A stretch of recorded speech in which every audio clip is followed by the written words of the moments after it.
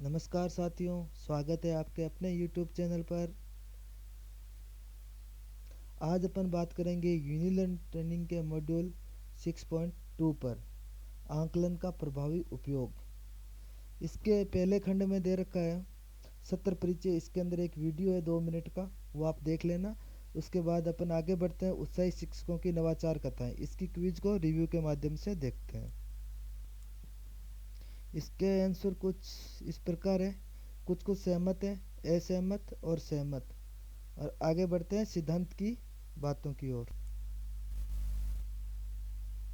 सिद्धांत की बातों के अंदर अपने को 3 उपखंड दे रखे हैं और इनमें सबकी एक एक करके क्विज को रिव्यू के माध्यम से देखते हैं। सबसे पहले छात्रों की सहभागिता का पैमाना। पहले क्वेश्चन में अपने को नंबरिंग देनी है 0 से 5 तक। वो कुछ इस प्रकार है, ये उसका सही उत्तर है। आगे क्वेश्चन नंबर 2 में आते हैं। 2 का आंसर मैंने दिया है, बच्चों को शिक्षण में सहभागिता हेतु रुचिकर एवं गतिविधि आधारित शिक्षण कार्य करवाएंगे। और क्वेश्चन नंबर 3 में उन बच्चों की समस्याओं को जानकर दूर करने का उपाय करेंगे। और ये खंड भी कंप्लीट होता। अगले उपखंड बच्चों की क्षमताओं के बारे में हमारी समझ और विश्वास। तो इसमें पहले क्वेश्चन का ये है, उत्तर दे रखा है। और अपन ने दूसरे में एक दो वाक्य लिखने के लिए बोला था, तो उसमें लिख दिया। यदि बच्चों को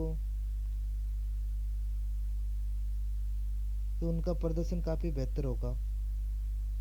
बढ़ते हैं अगले उपखंड। अगले उपखंड के उत्तर कुछ इस प्रकार है, मध्यम मध्यम, कम मध्यम, अधिक।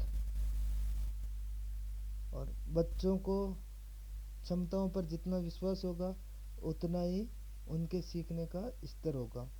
इसी के साथ अपनी सिद्धांत की बातें पूरी होती है। अब अपन बढ़ते हैं अगले खंड की ओर, व्यवहारिक नुस्खे। और इसके अंदर अपने को फिर 4 उपखंड दे रखे हैं और एक एक करके सबकी क्विज को रिव्यू के माध्यम से देखते हैं। सबसे पहले सीखना प्रभावित करने वाले कारकों की पहचान। इसके आंसर कुछ इस प्रकार है, कुछ हद तक ऐसा है, नहीं है, ऐसा है, कुछ हद तक नहीं है। और दूसरे क्वेश्चन के बच्चों की क्षमताओं पर विश्वास, छात्रों की सहभागिता सुनिश्चित करना, पूर्व ज्ञान को बढ़ाना। ये गलती से विज्ञान लिखा गया। और बढ़ते हैं अगले उपखंड की ओर। अगला उपखंड छात्रों की क्षमताओं के नक्शे से दिशा लेना। इसके आंसर कुछ इस प्रकार है। बढ़ते हैं अगले उपखंड की ओर, सहभागिता के पैमाने का उपयोग। इसके आंसर कुछ इस प्रकार है। बढ़ते हैं अगले उपखंड की ओर। व्यवहारिक नुस्खे के अंतिम उपखंड में थ्योरी दे रखी है, जो आप पढ़ लेना। अब बढ़ते हैं आगे।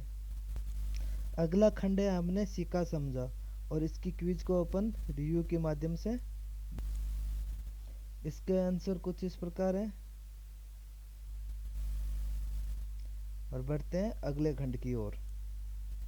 अगला खंड है अपना स्वाकलन, और इसकी क्विज को अपन रिव्यू के माध्यम से देखते हैं।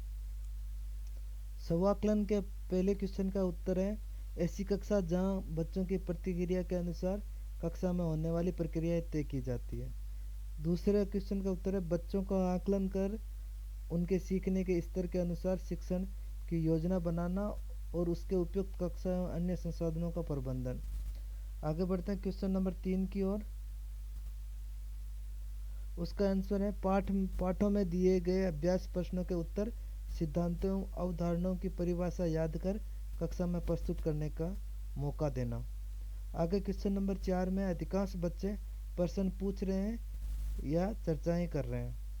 आगे क्वेश्चन नंबर 5 में विभाग द्वारा तय समय सारणी के अनुसार पाठों को पूरा करना एक शिक्षक के लिए सबसे जरूरी और प्रथम वरीयता का कार्य है। इसी तरीके से आगे क्वेश्चन नंबर 6 का है, इससे शिक्षक अपने शिक्षण को बच्चों के अनुसार ढालकर उनको सिखाने के लिए बार बार प्रयास करता या करती है। इसी के साथ अपना स्वाकलन भी कंप्लीट होता है। अगला खंड है पूरक कार्य। पूरक कार्य की क्विज को अपन रिव्यू के माध्यम से देखते हैं। पहले क्वेश्चन का है दैनिक जीवन में शिक्षा का उपयोग, गतिविधियां, सामाजिकता का विकास।